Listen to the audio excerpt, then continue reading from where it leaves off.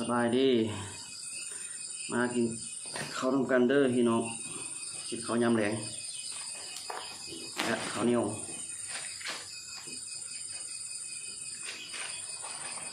ปนปลาดุกปีงอึ้ง3 ตัว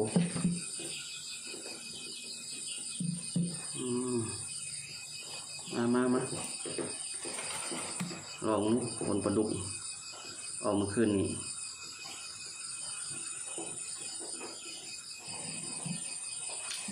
ฝนตกเมื่อคืนนี่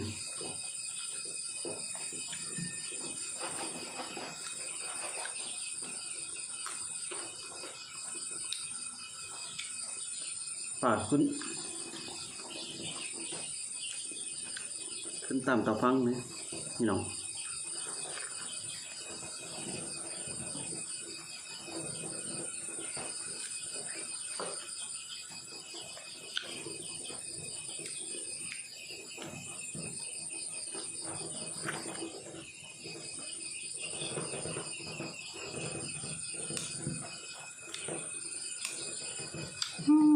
ครับ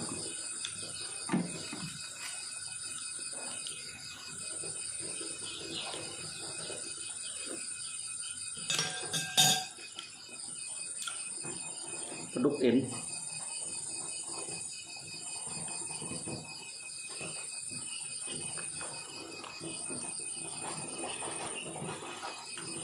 ประมาณ11 โมงเมื่อคืนนี่11 โมง 12 โมงแน่นอน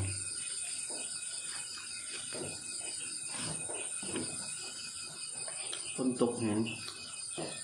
อื่นบ่เอาได้อื่นงมเอาแต่ป่างขึ้น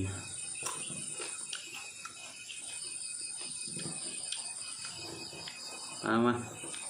น้องเอ้ยแซ่บมันกินหูเดียว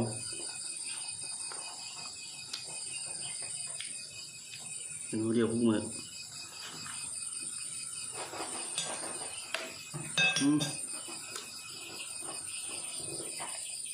ลูกเอ็ด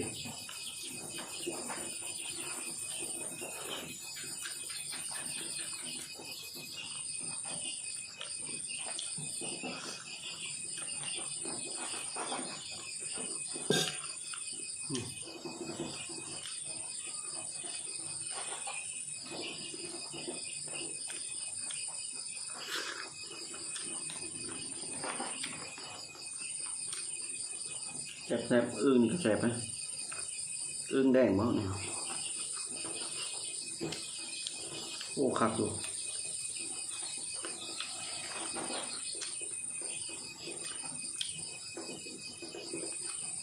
คักอึ่งกัน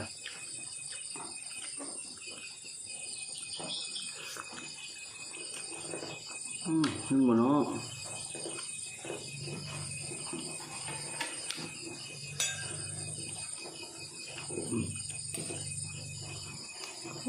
ครับลูกน้อยตัวละคำเลย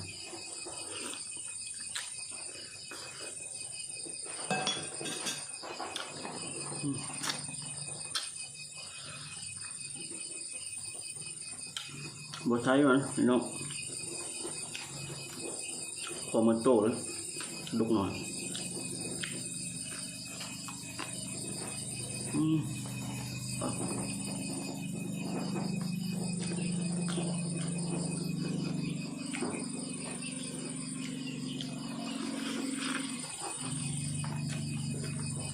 เขาหลบแรงไม่เขาหลบดึกโดนแล้วเราใส่บนไหนให้กิน3-4 เดือน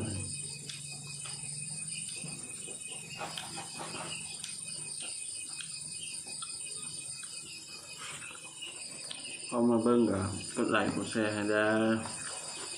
เห็นว่าก็ได้เห็ดอยู่หูมานี่ได้ปีป้ายแล้วนะติดตามบ่ลอย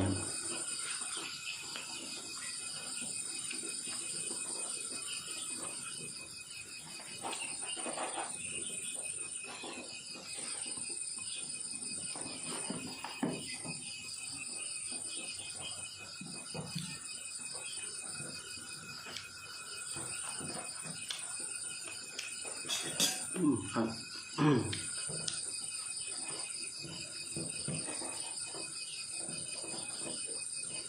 ไม่ไข่เนาะ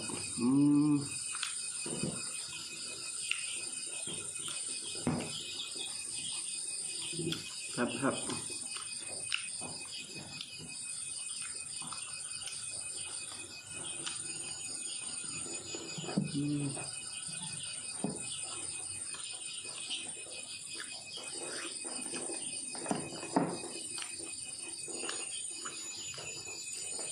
ต้นโตสิลงไปตื้มมันน้องค้างเงินนี่แหละเป็นน้องธรรมศาสตร์ป่านี่เก็บเอาอยู่บกของป่ามันขึ้นอยู่ตามเข้มนำ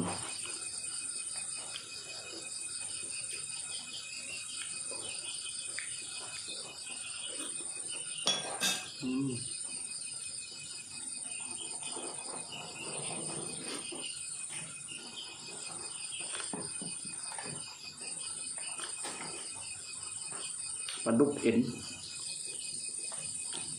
ปลาดุกธรรมศาสตร์คร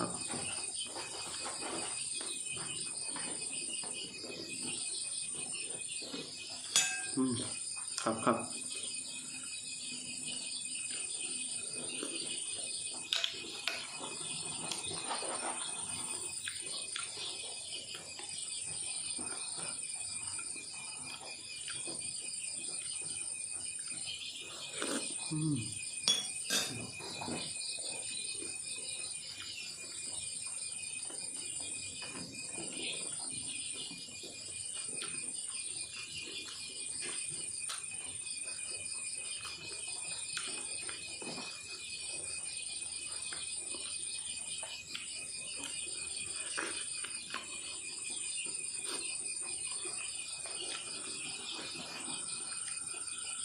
นิ้วปลาดุกหน่อย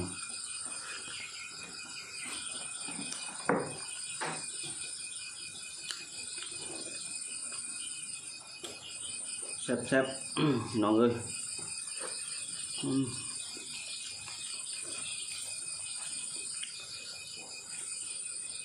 เนี่ยมัน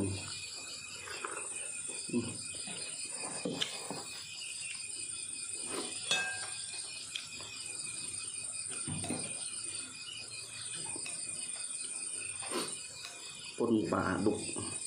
เอ็น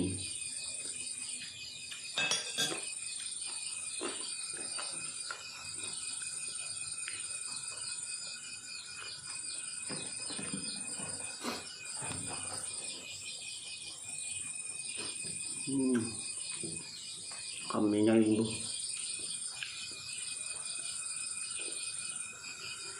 ครับโอ้แบบนี้ฟ้าเล็กน้อยมีกินได้บ่พี่น้องเลย